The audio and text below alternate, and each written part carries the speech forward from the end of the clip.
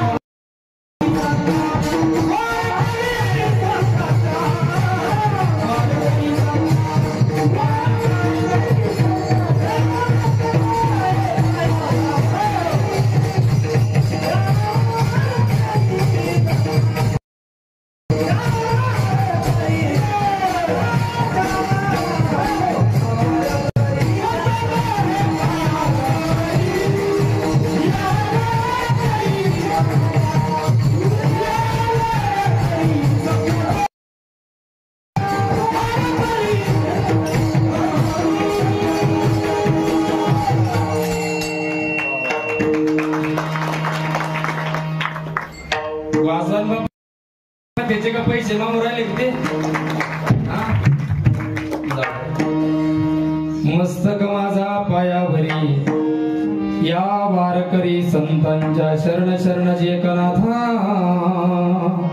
पायी माथा ठेविला नका पाहू गुणदोष झालो दास पायांचा विठ्ठल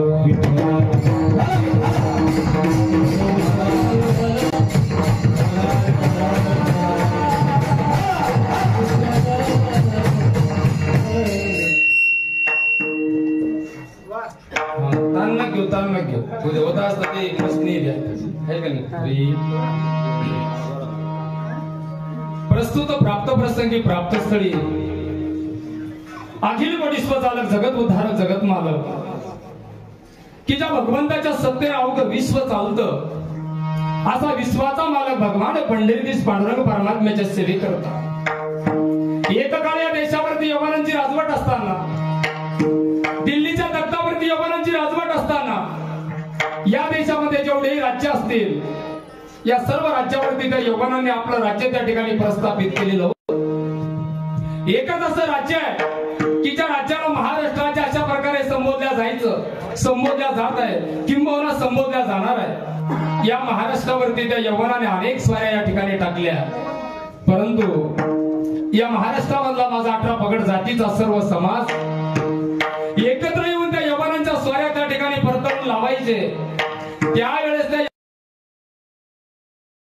की जोपर्यंत 18 पगड जातीचा समाज एकत्र आहे तोपर्यंत आपण यांना हरवू शकत नाही. आणि त्यावेळेस त्या यवनाने महाराज पहिलं सत्र हातामध्ये घेतलं. तुम्ही म्हणाल ते पहिलं सत्र कोणतं तर त्यावेळेस त्या यवनाने हातामध्ये घेतलं आणि आपल्याच लोकांना आपल्यापासून फोडलं आणि ज्या लोकांना फोडलं त्याच लोकांवरती आपल्यावरती अन्याय अत्याचार त्या ठिकाणी करायला लावलं. आणि त्यावेळेस मराठ्यांची अवस्था जे लोक त्या यवनांच्या सोबत राहायचे ते कष्टानं आपली काळी कसायचे पर्यायनं ज्यांच्यावरती अन्याय झाला अशा लोकांना गावं सोडले आणि सह्याद्रीच्या कडेपठारे जे लोक राहायला लागले. आणि महाराज जे लोक त्यांच्या सोबत राहायचे ते कष्टानं घामानं आपली काळी त्या ठिकाणी कसायचे पर्यायनं आपल्या कुटुंबाचा आपल्या भारत देशाचा तो बळीराजा त्या ठिकाणी उदरनिर्वाह त्या ठिकाणी करायचा. आणि महाराज त्यावेळेस त्या यवनांची दुसरी नजर जर आता कोणावरती गेली असेल तर ती माझ्या बळीराजावरती. आणि त्या अंमलात आणण्यात आला तुम्ही तो कायदा कोणता म्हणाल तर शेतसाऱ्याच्या नावावरती माझ्या बळीराजाला त्यावेळेस लुटल्या जाऊ.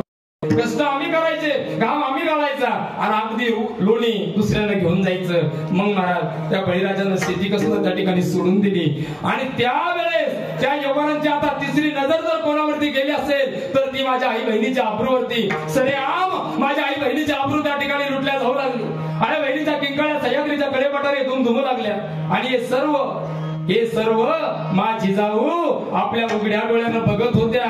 आणि मा जिजाऊला हे बघवलं नाही म्हणून मा जिजाऊनं आई कुलस्वामिनीकडे साकडं घातलं. आई असा पुत्र दे आई असा पुत्र दे की रयत तू भंगलेली आहे या रयतेला एकत्र करेल. आई असा पुत्र दे की माझा बळीराजा या ठिकाणी हवलदिल झाला याला कुठंतरी उभं करेल. आई असा पुत्र दे की माझ्या आई बहिणीच्या आबरू या ठिकाणी लुटल्या जात आहे. आणि मग आई कुलस्वामिनीनं मा जिजाऊला कोल दिला आणि मा जिजाऊच्या पोटी शिवरायासारखे रत्न जन्माला आलं. गर्जना झाली महाराज गर्जना. एकच राजा इथे जन्माला शिवनेरी किल्ल्यावर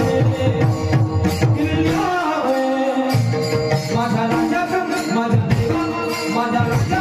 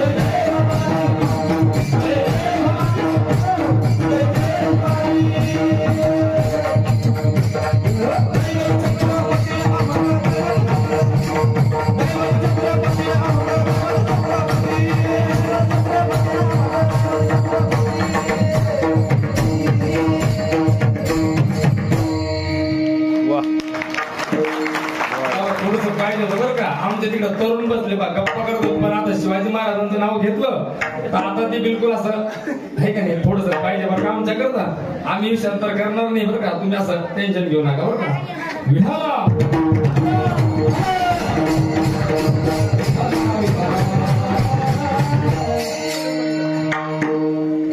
ज्या वीरमातेनं राष्ट्रमातेनं हिंदवी स्वराज्याचं देखणं स्वप्न आपल्या उरी बाळगलं, ते देखणं स्वप्न प्रत्यक्षात हिंदवी स्वराज्याची संस्थापना करून दाखवलं. असं हिंदवी स्वराज्याचे संस्थापक राजा शिवछत्रपती यांच्या सेवेकरता तुम्हाला सर्व संत सज्जन माय बापांच्या सेवेकरता मी या ठिकाणी जो अभंग निवडलाय तो अभंग जगद्गुरु जगतवंदनीय देहू निवासी संत शिरोमणी वैराग्याचे महापुजारी चिन्मय स्वरूप की ज्या साधूला आमच्या वारकरी संप्रदायामध्ये कलशस्थानाच्या प्रकारचं स्थान आहे असे असणारे श्री तुकोबराय आणि श्री तुकोबरायच्या गाथेतील संतांनी आमच्यावरती किती अगणित उपकार केले याचं यथार्थ वर्णन करणारा अभंग.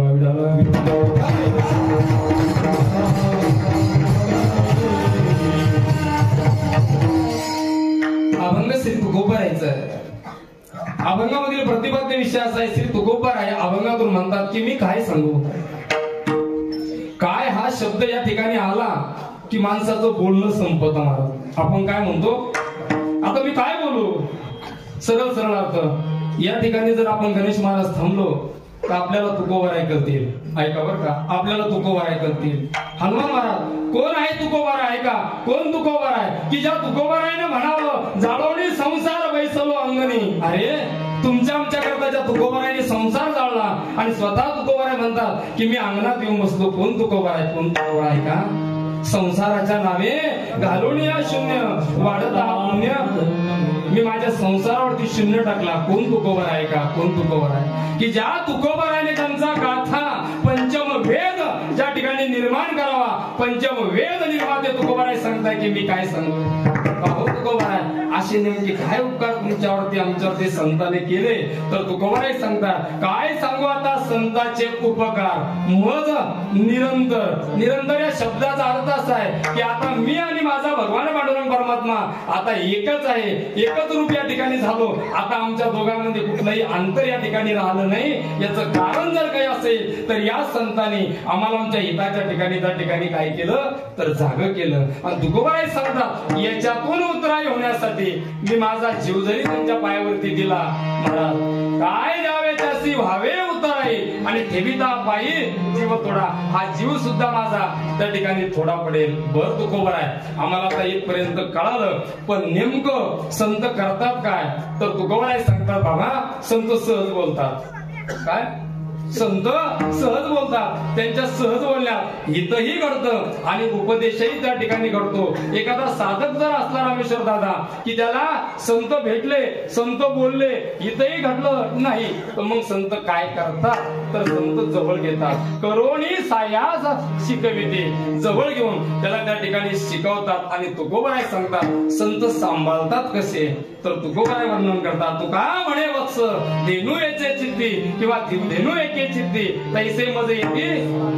जसं गाय रानामध्ये चरायला जाते पण तिचं सर्व लक्ष गोठ्यामध्ये बसलेल्या वासराकडे त्या ठिकाणी असतं, जसं ती गाय त्या वासराचा सांभाळ चित्तामध्ये करते तसं संत तुमचा आमचा सांभाळ करतात. आणि तुकोबराय सांगतात याच्यातून उतराई होण्यासाठी मी माझा जीव जरी त्यांच्या पायावरती दिला तरी तो थोडा होईल. अशा असायचा साधा सोपा सरळ अभंगाचा अर्थ. विठ्ठल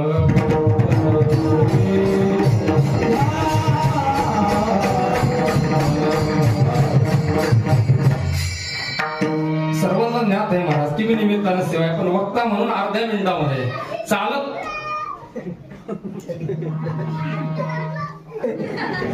ते पाहत आपलं काय कुठं पाहते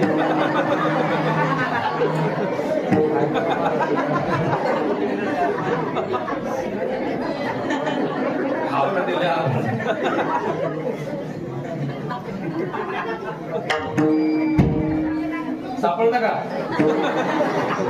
जाऊ द्या लईची तर बरोबर. आता बाबांकडे ते रामेश्वर बाबा खुंटुला तर मी जास्त देशांतर करणार नाही. हाय कधी महाराज काय चाललं होतं आपलं अर्धा मिनिट. हा असं पाहिजे माणसं आता आमच्या गणेशासारखे हुशार बरं का चालत असलेला हा ज्ञानयज्ञ आणि त्या ज्ञानयज्ञामधलं माझं तिसऱ्या दिवसाचं एक कीर्तन रूपी पुष्प होण्याचं भाग्य खऱ्या पण मस्तसारख्या अल्पमती बालकाकडे या ठिकाणी यावं हे माझं या ठिकाणी परम भाग्य. खरं म्हणजे मोठे मोठे माणसं समोर बसले.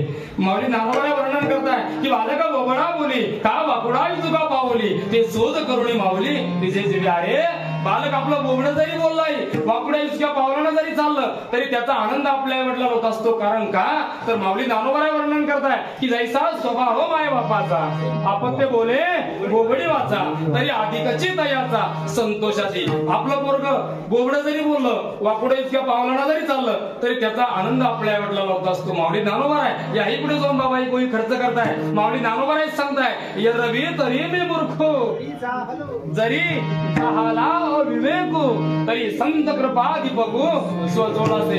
ये रवी मी मूर्ख आहे अविवेकाच्या गोष्टी या ठिकाणी सांगत आहे पण तुम्हा सर्व संत सज्जन मायबापांचा कृपा आशीर्वाद माझ्या पाठीशी आहे म्हणून मी या ठिकाणी उभा आहे.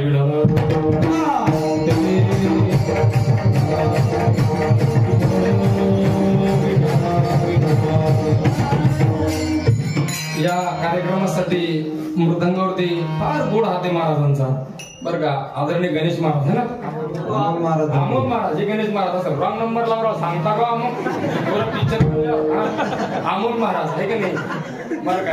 गोड अमोल महाराज येणेकरी बाबा गावातलेच आहे का कोरडचे का पलीकडचे बरे बाबा तुम्ही को माझ्यासारखे दिसता सारखेच आपण भाऊ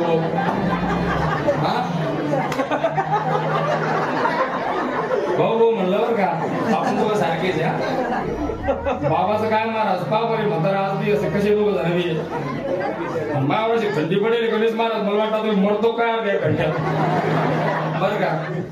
दोन्ही बाबा येणेकरी बाबा चौदार बाबा महाराज इथले का पूजनीय भुजन बाबा आदरणीय गणेश महाराज आणि गावचे जावाईच नाही हा बरोबर आहे गावचे जावाई. खरं सांगू का एक वारकरी व्यक्तिमत्व आदरणीय रामेश्वर दादा आमच्यावरती फार मोठं प्रेम आहे महाराजांचं बरं का. रामेश्वर महाराज या ठिकाणी आहेत आणि विष्णू महाराज एक वारकरी व्यक्तिमत्व आमच्या भारतचे आदरणीय विष्णू महाराज या ठिकाणी आहे आणि विदर्भाची गाण कोकिळा आहे की नाही महाराज हनुमान महाराज फार गोड आवाज आहे महाराज. अजून चांगले का म्हणजे मग कोकिळा भेटत.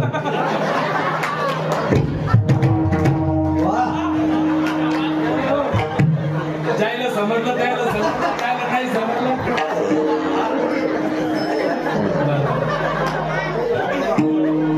याच्याकडे पाहा तुम्ही. मी जर यानं नसतं पसंत केलं माझ्यासारखी काळी बेंद्री बायको पण पुढच्या जन्मात मी गोरा होऊन आज जर नवरी मला भेटले महाराज खरंच आहे नाव अतिशय सुंदर आमचे चौदार बाबा आणि साऊंड सिस्टम गोड आहे महाराज. या हॉलमध्ये साऊंड लागत नसतो आपण त्यांना वर्णन करू नका बरं का. साऊंड लागत नसतो बरं का गोड साऊंड सिस्टम आहे. आणि इथं पूजनीय बाबा यांची रंगत आहे बाबाची का भागवत है ना बाबा पूजनीय आमचे नेवरे बाबा या ठिकाणी आहेत. आमच्यावरती आम्हाला ज्या ज्या वेळेस काही माहिती लागते त्यावेळेस बाबा त्या ठिकाणी देतात. पूजनीय बाबा या ठिकाणी आहे. पूजनीय अंबादास महाराज आहेत कोलते महाराज आणि आमचे शूटिंग साठी गणेश दादा बरं का. चांगलंच घ्या बरं नाही तर महाराज हे वायतळाचे म्हणून महाराज. आणि एकदा महादेवाच्या पिंडीवर फुलवा तो वाकून आणि माऊली ज्ञानोबरायचं नाव समध्या भारतच्या लोकांचा मान राखून विढाला.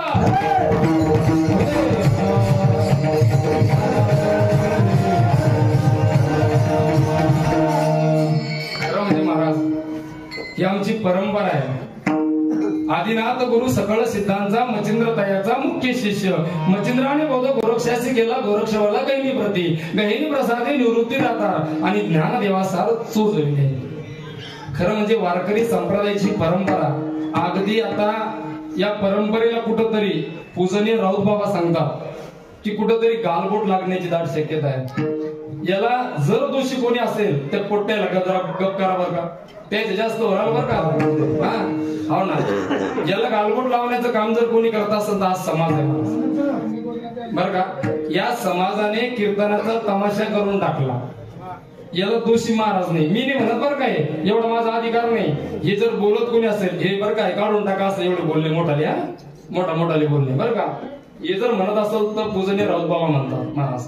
आज ही परंपरा जर टिकली नाही महाराज तर उद्या या धर्माचं वाटोळं झाल्याशिवाय राहणार नाही. ऐका, जोपर्यंत वारकरी संप्रदायाचं रामकृष्ण हरी आहे आणि विठोबा रुक्मा आहे तोपर्यंत चंद्र सूर्य ज्या दिवशी हे बंद होऊन जाईल त्या दिवशी या धर्माची हानी झाल्याशिवाय राहणार नाही. आम्ही या संप्रदायाला वेगळं वळण लावलं महाराज. आम्हाला कीर्तनच कळालं नाही, आम्ही कधी चिंतनच केलं नाही की हे कीर्तन म्हणजे नेमकं आहे काय. मी तुम्हाला 2, 4, 5 मिनिटांमध्ये कीर्तन परंपरा सांगतो म्हणजे तुमच्या लक्षात येईल.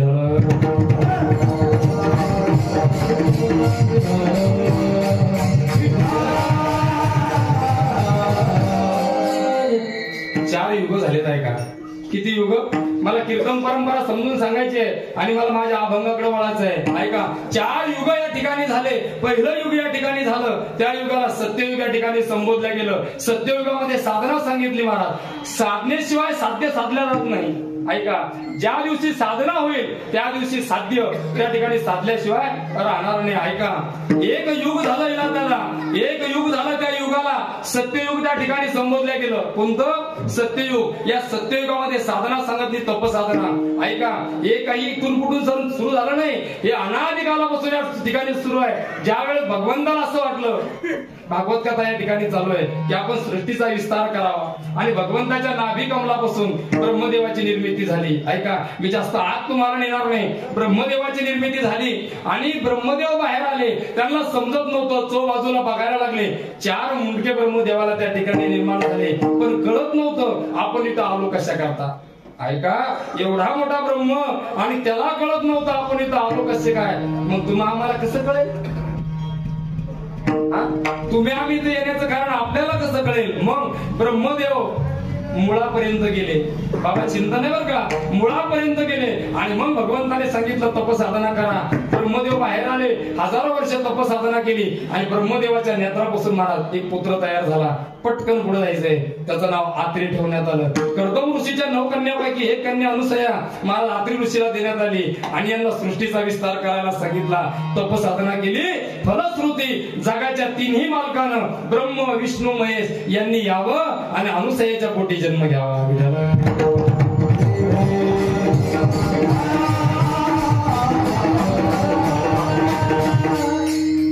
त्यावेळेच्या त्या साधनेनं, त्यावेळेची साधना होती तपसाधना. तपसाधनेची फलश्रुती म्हणून ब्रह्म विष्णू महेश अनुसयाच्या पोटी आले. दुसरं युग या ठिकाणी झालं, त्या युगाला त्रेतायुग संबोधलं गेलं. या त्रेतायुगामध्ये महाराज साधना होती यज्ञातिक कर्म. ज्या वेळेस महाराज श्रावण बाळाचा वध राजा दशरथाने केला, शापित झाले आणि वशिष्ठ ऋषीकडे आले. सांगितलं मला श्रावण बाळाच्या आईवडिलांनी शापित केलं. त्यांनी सांगितलं शाप नसून वरदान आहे, तू काय कर, पुत्र कामिष्ठी नावाचा यज्ञ कर बर का. आणि त्यावेळेस राजा दशरथाने पुत्र कामिष्ठी नावाचा यज्ञ केला. फलश्रुती महाराज यज्ञ नारायण प्रगट झाले. पिंड आलं, वशिष्ठाच्या हातात दिलं. वशिष्ठ ऋषीने राजा दशरथाकडे दिलं आणि राजा दशरथाने 3ही राण्याला वाटून दिलं. फलश्रुती जगाचा मालक श्री राम प्रभू मासाहेब कौशल्याच्या पोटी जन्माला आला.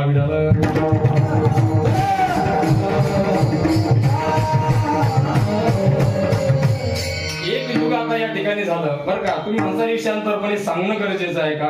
एक युग झालं, त्या युगाला द्वापार युग या ठिकाणी म्हटलं गेलं. या द्वापार युगामध्ये भगवंताचं गुणगान गायला जायचं.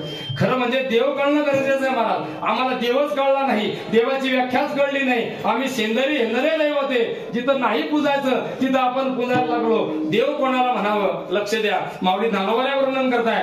ऐका, यस श्री अवधार्य ज्ञान वैराग्य ऐश्वर्य हे 6ही गुणवर्य वस्तीचे म्हणून तो भगवंतो का. 6 गुण ज्याच्याकडे महाराज त्याला देव म्हणतात. षडगुण ऐश्वर्य संपन्न माझा भगवान पांडुरंग परमात्मा ज्याच्याकडे 6 गुण आहे त्याला देव म्हणतात. एका गुणाचं वर्णन करत असताना अमोल महाराज एका गुणाचं बरं का रमेश्वर दादा, एका गुणाचं वर्णन करत असताना वेद कमी पडला. वेद माऊली ज्ञानोबा रायच्या भाषेत प्रणवाचे पेठे जहाले शब्द ब्रह्म माझिठे ते जयाची यशा धाकुटे वेडून पुरे. अरे वेद कमी पडला, वेदा नाही कळला, वेदा नाही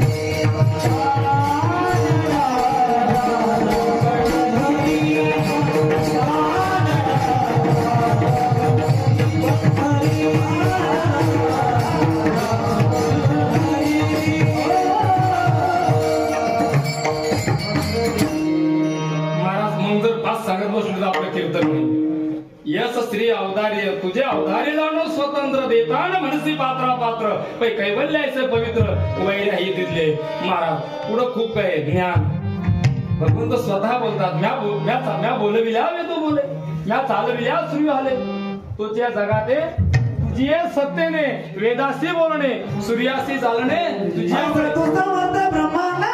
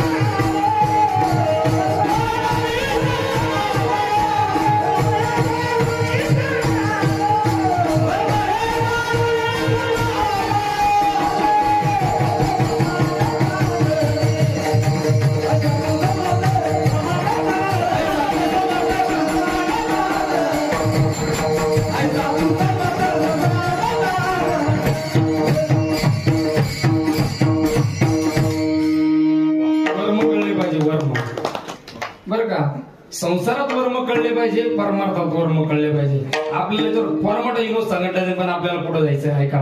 देव कोणाला म्हणावं, मी ते सांगितलं की गुण गाणं देवाचे एवढं सोपं नाही. त्यावेळेस जरी गुण गायला जायचे पण ते सुद्धा त्या लोकांना साध्य झालं नाही. भगवंताने गोकुळ सोडलं, मथुरेत गेले, मथुरा सोडली, द्वारकेत गेले, द्वारका सोडून त्यांनी धामाला त्या ठिकाणी गेले. महाराज देव कोणाला कळला नाही. ऐका, पुढे जायचं आपल्याला. एक युग आता चालू आहे. त्या युगाला महाराज ऐका त्या युगाला हल्ली या युगाला कलियुग म्हणतात. ऐका, आणि या कलियुगामध्ये जर तुम्हाला देवाचं दर्शन देव भेटाव असं वाटत असेल तर तुम्हाला काय करावं. कलियुगामध्ये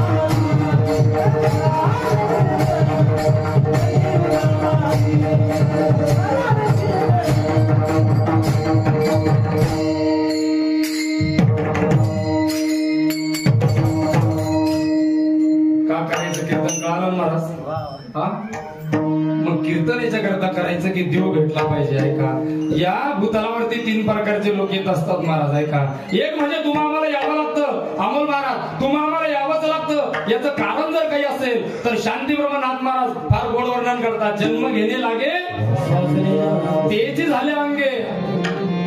तुम्हा आम्हाला जन्माला येण्याचं मूळ कारण जर काही असेल, ऐका तो वासना आहे. काय अंतकाळी जमामेव स्मरण मुक्त्वा कलेवरम. अंतकाळी महाराजाची जशी वासना असली तसा त्याला पुढचा जन्म आहे. जण भरत राजा हरणा गरबा गेला आणि घाला तो घातला कळालं. तुम्हा आम्हाला या ठिकाणी यावं लागतं. याचं कारण जर काही असेल तर वासना एक वर्ग आहे त्याला आणावं लागतं महाराज. तो म्हणजे देव. कशा करता यदा यदा हि धर्मस्य ग्लानिर्भवति भारत अभ्युत्थानम धर्मस्य तदात्मानं सृजाम्यहम्. ज्या ज्या धर्मावर संकट येतं ज्या ज्या धर्माला ग्लानी लागते त्या त्यावेळी दैवी शक्ती अवतार घेते आणि अवतार घेऊन चार गोष्टी करते महाराज. एक धर्माचं पालन अधर्माचा नाश सज्जनाचं रक्षण आणि दुर्जनाचा संहार.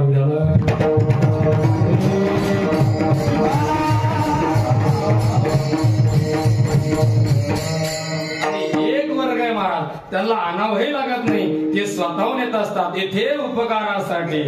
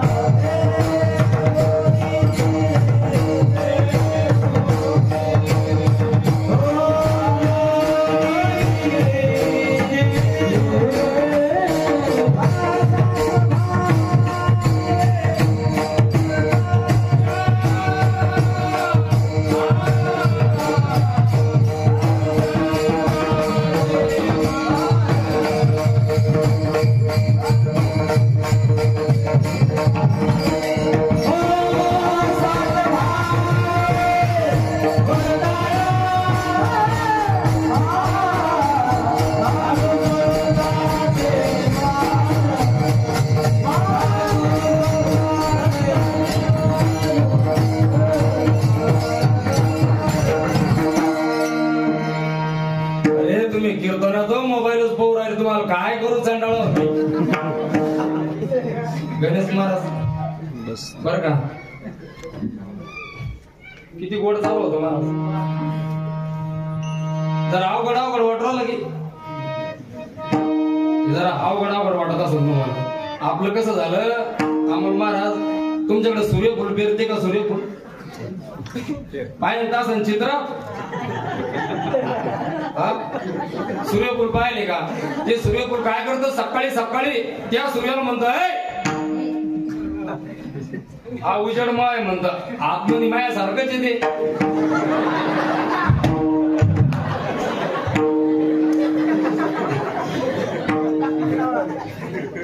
तुम्हाला एक मिनिट ते पोरांनी पाहिलं का मोबाईल मध्ये म्हणून मला ध्यानाला तुम्हाला सांगतो. आता एकदा ऐकाच तुम्ही आता जाऊ दे. आता मला कळलं लय जीव तोडून सांगून फायदा नाही. आता काय झालं आत्या आता का वाव घ्या का महाराज नाही बापाची बहीण आहे तुम्ही.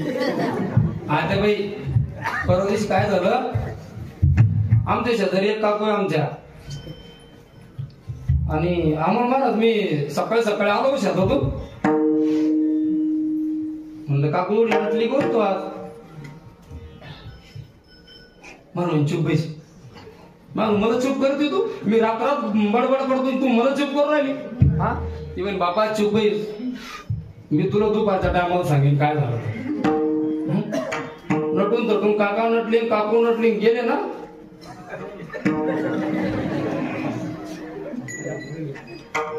पुन्हा मी दुपारची मला 2-3 टाइम लागतो. तुम्ही म्हणता वाढणी 2-3 टायमाचा पण लागतं खायला. काही काही लाकडावाडी राहते पण खाते माकडावाडी. घरात जेवण बसलो हे दोन आमच्याकडे 2 हजार आम्ही शेरपाकडून माझ्याकडे ते खाऊच कसं करायला इतकं यायचं का घरचं खात होतं. मी खोटं बोलत नाही का देऊ. दुपार घरी आलो लोकांची 9-20 पोरगी घरात येते. म्हणलं काकू आता ये म्हणे इकडं मला अरे पंचायती झाल्या मला कोण का पोट घालून देऊन का सोयरे की कोण सांगता येत नाही लोक सांगूच राहिली नाही. अरे तुम्ही नका पाहू रे तुम्हाला भेटणार तुमचं होणार आहे.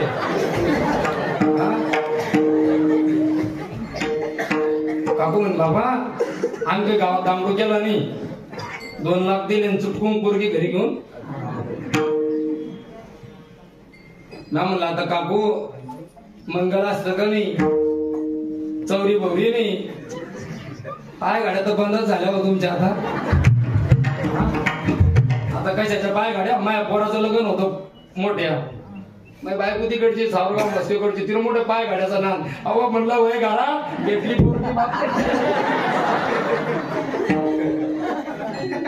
कायचं पूजन कायच काय त्या आणली पोरगी घरात पण मी महाराज आहे ना म्हणलं आज चालत नाही काकू निदान आता राजूराव तरी पोरीला पाठवू.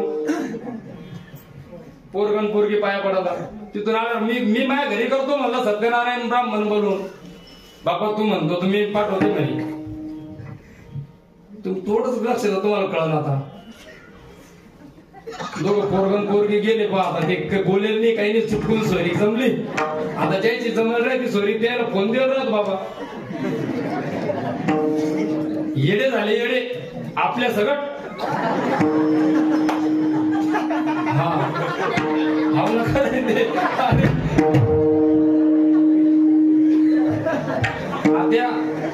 आता ते पटकन लग्न व्हायला होतं आज जमले सोयरी का उद्या लग्न आणि गेले ते पोरं एकमेकाला काही ओळखत नव्हते बोलत नव्हते. 2 जण गेले गाडीवर बसून इकडून लगे राजूर माझी मोटरसायकल नेली 2 जण राजूरला गेले. आता त्या पोरीला वाटत होतं मी कसं काय बोलू आणि त्याला वाटत होतं मी कसं काय बोलू. मग राजूरला गेले आणि पाया पडले अमोल महाराज रस्ते न्यायला लागले त्या हायवेला समजे जाईल राजूरला तुम्ही 2 रसवंत्या पाहता एक गणेशपूरच्या जवळ आणि एक देळेगाव आणि पाटी जवळ. मग देळेगाव आणि पाटी जवळ पोरानं काय केलं तिकडून गाडी उभी केली पाहत तिथं कुठं त्या पाटी कशी ती पोरगी 1 नाही 2 नाही बोलली ती नवीन लेकरू काय बोला हा आता लेकर नवे राहिले नाही ती पोरगी काय बोला हा ती पोरगी काय बोला ती पोरगी काहीच बोलली नाही. याला पुन्हा गाडी दाखवली अंबादास बाबा जाऊ द्या थोडस का तुम्ही काही रागा रागा पाहू नका लाईट लागायला लागले होते. हा गाडी आली पुढच्या रसवंतीवर मग त्यांना पुन्हा असं ब्रेक केलं. ते म्हणे तुला पाणी घेऊन प्यायचं काय ती म्हणे मला तवाच प्यायचं तुम्ही मी कसं काय म्हणू. मग त्यानं गाडी उभी केली बा तिथं कुठं त्या रसवंतीवर. ते म्हणे पाणी काय पिते आता घे रस पिऊन काय हा नाही घे म्हणे रस पिऊन. मग काय झालं रस प्यायला लागले बा 2 नवरा बायको ऐका रस प्यायला लागले 2 जण रस पिता पिता अरे काय झालं काही चुकवायला का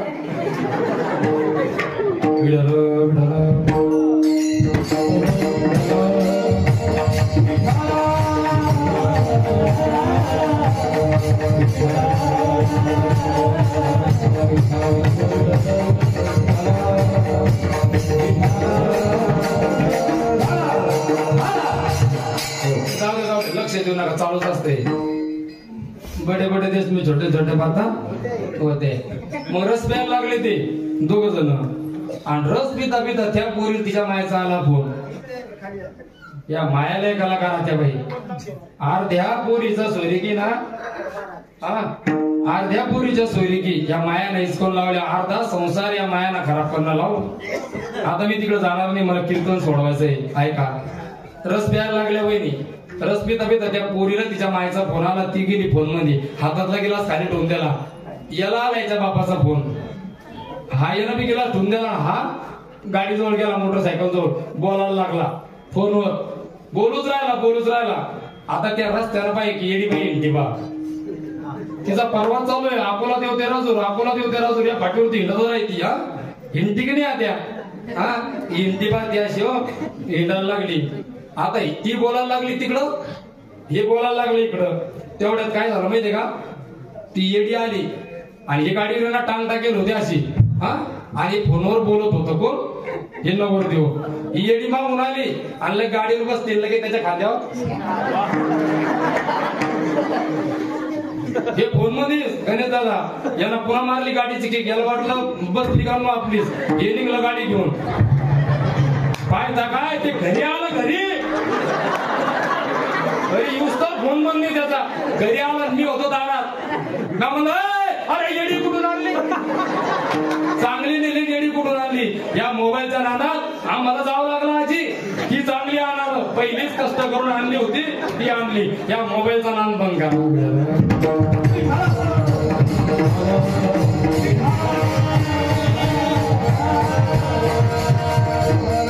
एकाला आणावं लागतं महाराज हा एकाला आणावं लागतं आणि तो कशा करता येतो भक्ता राखे पायापासी गुरुजनासे संवारे भक्ताचं संरक्षण करण्याकरता येतो पण एक वर्ग आहे त्याला आणावंही लागत नाही ते स्वतःहून येत असतात महाराजाचं प्रमाण येथे उपकारासाठी आले गरजा वैकुंठी किंवा मार्ग दावून या गेले आधी दयानिधी देण्याची बंद चालू जाता न पडे गुंता शोधून आले संत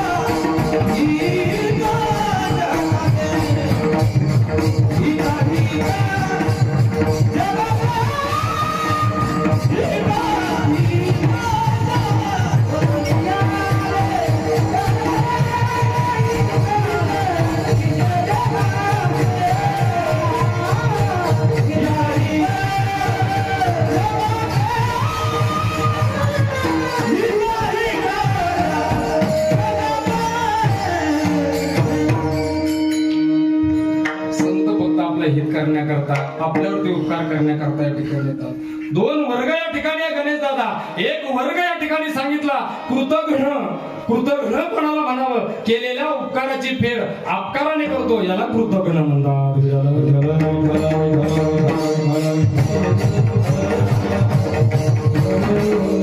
एक वर्ग आहे महाराज कृतज्ञ कोणाला म्हणावं केलेल्या उपकाराची फेड उपकाराने त्या ठिकाणी करतो चार वर्ग पडतात दादा ऐका शास्त्र सांगतं बरं का चार वर्ग पडतात एक वर्ग असा आहे बाबा या ठिकाणी एक उपकारावर अपकार करणारी या समाजामध्ये जात आहे काय उपकारावर अपकार करणारी या समाजामध्ये एक जात आहे आणि एक वर्ग आहे उपकारावर उपकार करणारा एक वर्ग आहे अपकारावर उपकार करणारा आणि एक वर्ग आहे अपकारावर अपकार करणारा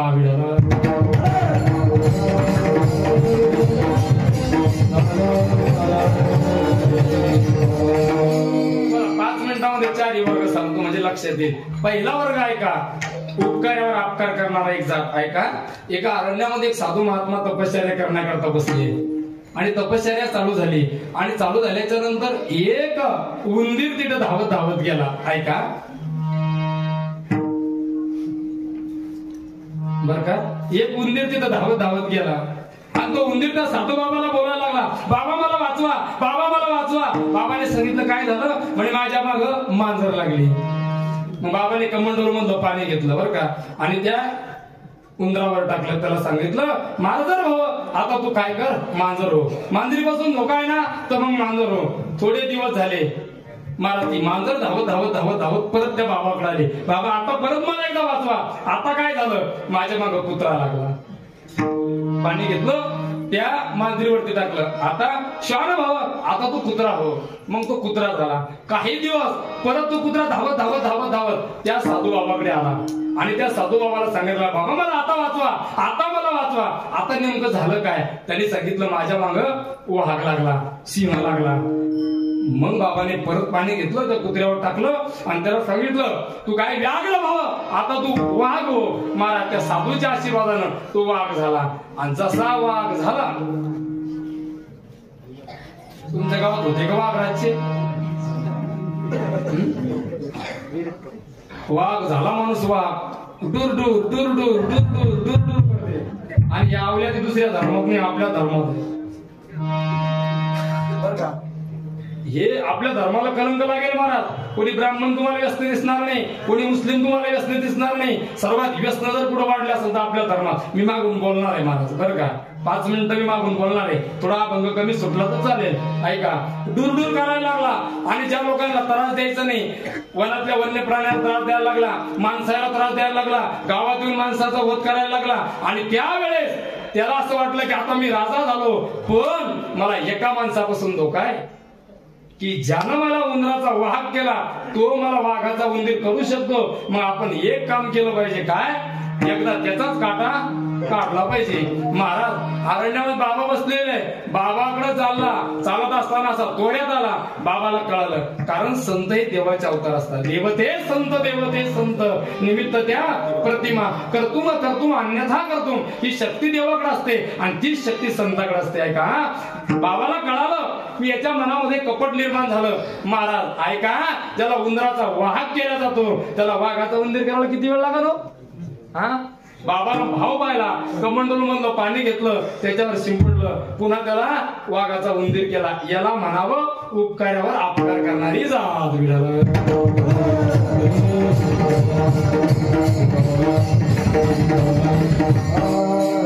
एक वर्ग आहे महाराज, अपकारावर अपकार करणारी जात.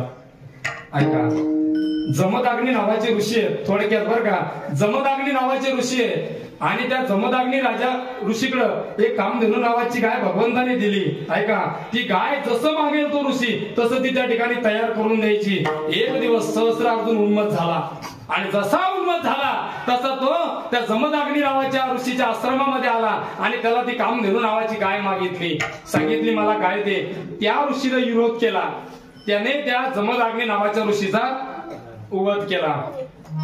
त्याची आई रेणुका माता धावत त्या ऋषीची पत्नी रेणुका माता धावत आपल्या मुलाकडे आली. त्याचं नाव परशुराम. हे परशु, अरे तुझ्या बापाचा वध त्या सहस्रार्जुनाने केला.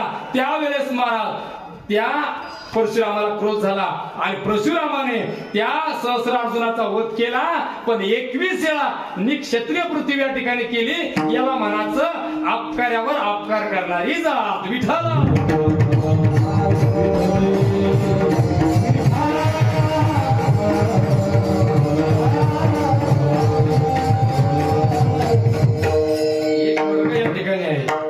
उपकार्यावर उपकार करणारी जात.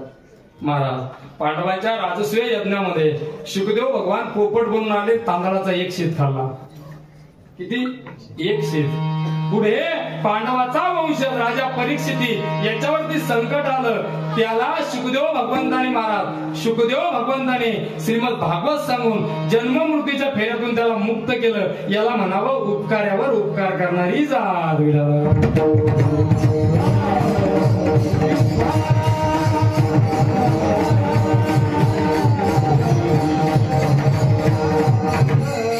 एक वर्ग या ठिकाणी महाराज तो अपकार्यावरही उपकार करतो आणि ते वर्ग म्हणजे संत. ते संत या ठिकाणी उपकार करतात म्हणून तुकोबर आहे अभंगाच्या पहिल्या चरणात काय सांगू आता संतांचे उपकार.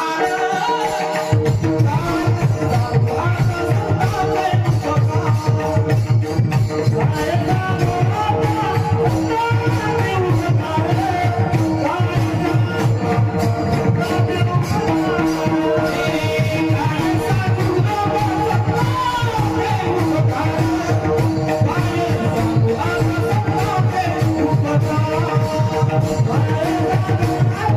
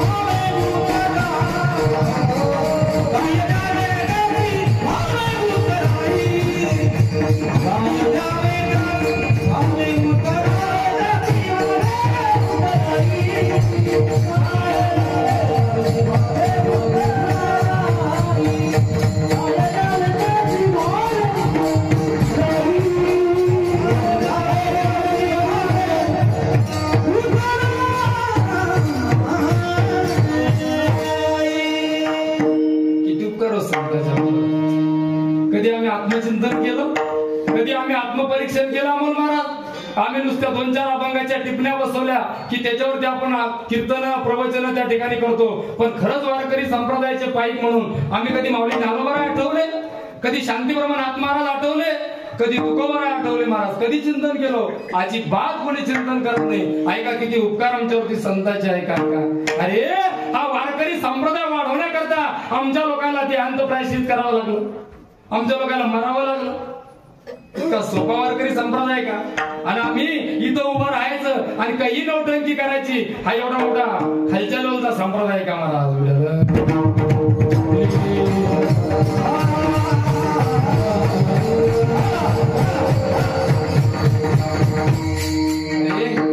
ज्यावेळेस माऊली ज्ञानोबरायच्या वडिलांना विठ्ठलपंतानं संन्यास घ्यावा आणि संन्यास घेतल्याच्या नंतर महाराज गुरुच्या आज्ञानं थोडं आता लक्ष द्या, झालं कीर्तना 10 मिनिटात आपलं कीर्तन आटपणार आहे बरं का. मी तर हसवाचंच म्हणलं तुम्हाला, तर किती वेळ असू शकतो, पण ही परंपरा वारकरी संप्रदायाची नाही. थोडक्यात असावं, मी तेही करणार आहे. मी खूप काही मला बोलायचंय, पण तुम्ही आता एवढा भाव लक्षात घ्या. तुम्हाला संतांचे किती उपकार आमच्यावरती आहे तुम्हाला कळलं महाराज. ऐका, ज्या वेळेस विठ्ठलपंताने संन्यास घ्यावा आणि गुरुच्या आज्ञानं परत स्वगृही यावं आणि स्वगृही आल्याच्या नंतर आईसाहेब रुक्मिणी मातेसोबत संसार करावा, आणि संसार करत असताना काय महाराज भाग्य असलो, काय पवित्र महाराज पूज असेल आमच्या रुक्मिणी मातेची की 4 देवाने आमच्या रुक्मिणी मातेच्या पोटी जन्म घेतला.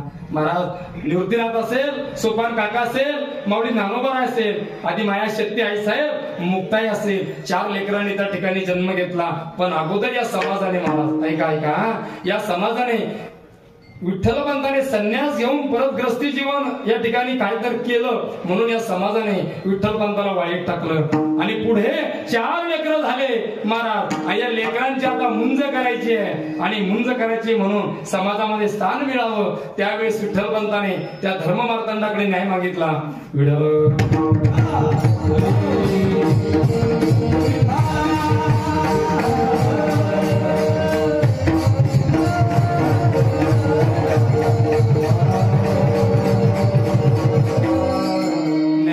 की मला माझ्या लेकरांचे मुंज करायचे, शुद्धीपत्र त्या ठिकाणी द्या. आणि त्यावेळेस त्या धर्ममार्तंडाने म्हणावं तुम्हाला पैठणला जावं लागेल, पैठणला धर्माचं न्यायपीठ आहे, त्या ठिकाणी तुमचा न्याय होऊ शकतो. विठ्ठलपंत त्या ठिकाणी गेले, नमस्कार केला, साष्टांग दंडवत प्रणिपात केला. मी विठ्ठलपंत कुलकर्णी अलंकापुरीवरनं आलो आहे, संन्यास घेतला, गृहस्थी जीवन केलं, लेकरं झाले, पण त्या लेकराला आता समाजात स्थान मिळावं यासाठी मला शुद्धीपत्र पाहिजे. त्यावेळेस त्या धर्ममार्तंडाने महाराज विठ्ठलपंताने रुक्मिणी मातेला विठ्ठलपंताला एक शुद्धीपत्र दिलं. ते कोणतं? तर तुम्हाला तुमच्या लेकराला या समाजामध्ये स्थान मिळवायचं असेल तर तुम्हाला ते अंतप्रायश्चित या ठिकाणी करावं लागेल. काय? तुम्हाला मरावं लागेल. आणि त्यावेळेस महाराज त्यावेळेस विठ्ठलपंताने शुद्धीपत्र हातामध्ये घेतलं आणि विठ्ठलपंत अलंकापुरीला आले. रुक्मिणी माता वाट बघत होत्या, 4 कोवळे लेकरं. 8 दिवस झाले आपला बाप घरी आला नाही म्हणून लेकरं वाट बघत होते. सूर्यनारायण निद्रिस्त होत असताना विठ्ठलपंत अलंकापुरीमध्ये आले आणि जसे अलंकापुरीत आले महाराज घराजवळ आले, 4ही लेकरं विठ्ठलपंताच्या गळ्यात पडून रडायला लागले. ज्यावेळेस छोटी मुक्ताई आली, बापाच्या गळ्यात पडून रडायला लागली. एक लेक असावी महाराज माणसाला, एक मुलगी असावी, हा भाव फक्त मुलीवाला जाणू शकतो. आणि ज्या वेळेस छोटी मुक्ताई विठ्ठलपंताच्या गळ्यात पडून रडते, बाबाला म्हणते, बाबा 7 दिवस झाले या घरामध्ये तुम्ही नाही, या घराला घर पण नव्हतं, बाबा तुम्ही कुठे गेला होता, तुम्ही आम्हाला सोडून जाऊ नका. आणि विठ्ठलपंताने महाराज ते शुद्धीपत्र जवळ घेतलं. रुक्मिणी माता विचारत होते काय झालं. विठ्ठलपंताने सांगितलं थांबा, रात्री लेकरं जेवले, ते शुद्धीपत्र काय आहे. तर रुक्मिणी मातेला विठ्ठलपंताने सांगितलं, रुक्मिणी त्या धर्ममार्तंडाने न्याय दिला, माझ्या लेकराचे मुंज जर करायचे असेल तर मला मरावं लागेल, मला ते अंतप्रायश्चित करावं लागेल. आणि त्यावेळेस महाराज त्यावेळेस रुक्मिणी माता बोलायला लागल्या, स्वामी याच्यामध्ये माझा दोष आहे, मी त्या पिपळाला 1.25 लाख प्रदक्षिणा मारल्या नसत्या तर तुम्ही तर परत आले नसते, परत संसार झाला नसता, हे लेकरं झाले नसते आणि ही येळ तुमच्यावर आली नसती. मी त्या ठिकाणी ते अंतप्रायश्चित करेन, मी करणार असं बोलता बोलता रात्रीचे 3 वाजले. दोघांनाही ठरवलं आपण दोघंही दोषी आहे, आपण दोघंही काय करू, ते अंतप्रायश्चित करू. पण विठ्ठलपंत रुक्मिणी मातेला म्हणतात, रुक्मिणी अगं उद्या आपल्याला जायचंय, तर माझी एक विनंती आहे ग तुला, उद्या तुझ्या हातानं माझ्या निवृत्तीनाथाला आंघोळ घाल, माझ्या माऊली ज्ञानोबारायला आंघोळ घाल, माझ्या सोपानाला आंघोळ घाल, 5 वर्षाच्या माझ्या मुक्तीला तुझ्या हाताने आंघोळ घाल आणि उद्या रात्री या लेकराला गोड थोडीशी उघाल. तिसरा दिवस विचारला. 4 वाजता ब्रह्म मुहूर्तावरती आई साहेब मुक्ताई उठल्या. आईच्या डोळ्यातून गळा गळा गळा गळा अश्रू होते. मुक्ताई आईच्या जवळ आल्या. इंद्रायवरनं जल आणलं आणि आई साहेब मुक्ताईच्या डोक्यावरती रुक्मिणी माता 1 लोटा पाणी टाकायच्या आणि 1 लोटा उंचून उंचून आई साहेब रुक्मिणी माता त्या ठिकाणी रडायच्या. का रडायच्या? तर उद्या माझ्या लेकीला माझ्या मुक्तीला आंघोळ घालणारी आई आता कायमची आता मिळणार नाहीये. 1 लोटा पाणी टाकायच्या आणि 1 लोटा रुक्मिणी माता रडायच्या. 4 लेकराला आंघोळ घातली. रात्री झाली. 4 लेकराला पुरणपोळीचा स्वयंपाक केला. निवृत्तीनाथ जेवायला बसले, माऊली ज्ञानोबाराय जेवायला बसले, सोपान काका जेवायला बसले, तिघही जेवायला लागले.